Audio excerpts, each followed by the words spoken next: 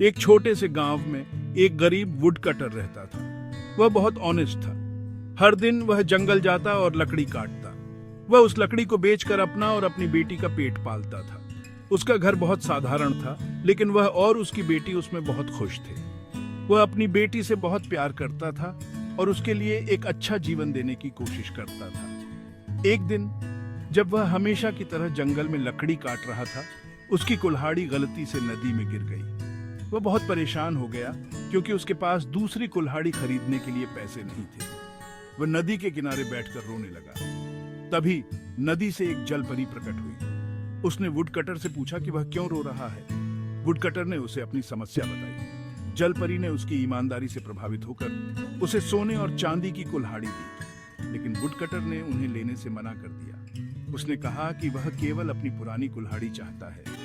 जलपरी उसकी ईमानदारी से बहुत खुश हुई और उसे उसकी पुरानी कुल्हाड़ी लौटा दी। साथ ही उसने उसे सोने और चांदी की कुल्हाड़ी भी उपहार में दी। वुडकटर की ईमानदारी ने उसे और उसकी बेटी को एक बेहतर जीवन दिया।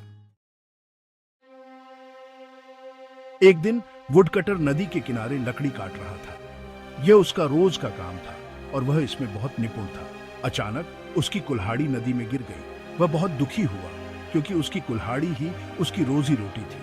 उसकी आंखों में आंसू आ गए। वह सोचने लगा कि अब वह अपने परिवार का पेट कैसे भरेगा। नदी का पानी बहुत गहरा और तेज था और कुल्हाड़ी को ढूंढ पाना लगभग असंभव था।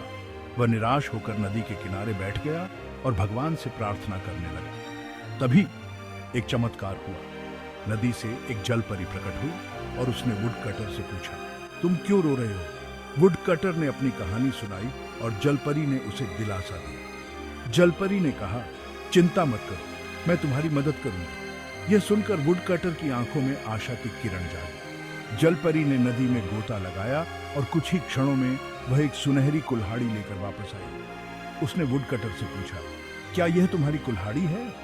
वुडकटर ने ईमानदारी से जवाब दिया, नहीं, यह मेरी कुल्हाड़ी नहीं है। जलपरी ने फिर से गोता लगाया और इस बार एक चांदी की कुल्हाड़ी लेकर आई। उसने फिर से पूछा, क्या यह तुम्हारी कुल्हाड़ी है? वुडकटर ने फिर से कहा, नहीं, यह भी मेरी कुल्हाड़ी नहीं है। अंत में जलपरी ने उसकी असली कुल्हाड़ी लेकर आई और वुडकटर की ईमानदारी से प्रभावित होकर उसे तीनों कुल्हाड़ियां दे दी। तभी एक देवता प्रकट हुए और बोले, क्या हुआ? वुडकटर ने आप बीती सुनाई। देवता को उस पर दया आई। उन्होंने अपनी छड़ी पानी में डाली और एक सोने की कुल्हाड़ी निकाली। क्या यह तुम्हारी कुल्हाड़ी है? देवता ने पूछा। नहीं, यह मेरी नहीं है, वुडकटर ने कहा। देवता ने फिर चांदी की कुल्हाड़ी निकाली। यह भी मेरी नहीं है, वुडकटर ने कहा। अंत में देवता ने लोहे की कुल्हाड़ी निकाली। हाँ, यह मेरी कुल्हाड़ी है, वुडकटर खुशी से बोला। देवता उसकी ईमानदारी से बहुत प्रसन्न हुए।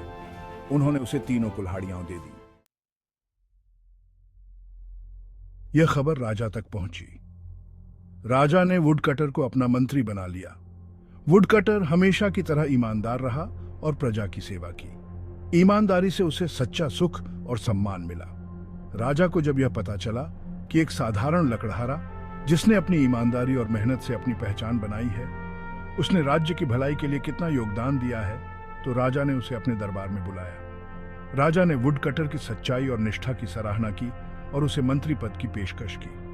वुडकटर ने इस सम्मान को विनम्रता से स्वीकार किया और अपने नए पद पर भी उसी ईमानदारी और समर्पण के साथ काम किया। उसने न केवल राजा का विश्वास जीता, बल्कि प्रजा का भी दिल जीत लिया। उसकी ईमानदारी और सेवा भावना ने उसे राज्य में एक आदर्श व्यक्ति बना दिया। लोग उसकी प्रशंसा करते नहीं थकते थे। राजा ने भी महसूस किया कि उसने सही व्यक्ति को चुना है। इस प्रकार एक साधारण लकड़हारा अपनी ईमानदारी और मेहनत से मंत्री बन गया और राज्य की सेवा में अपना जीवन समर्पित कर दिया।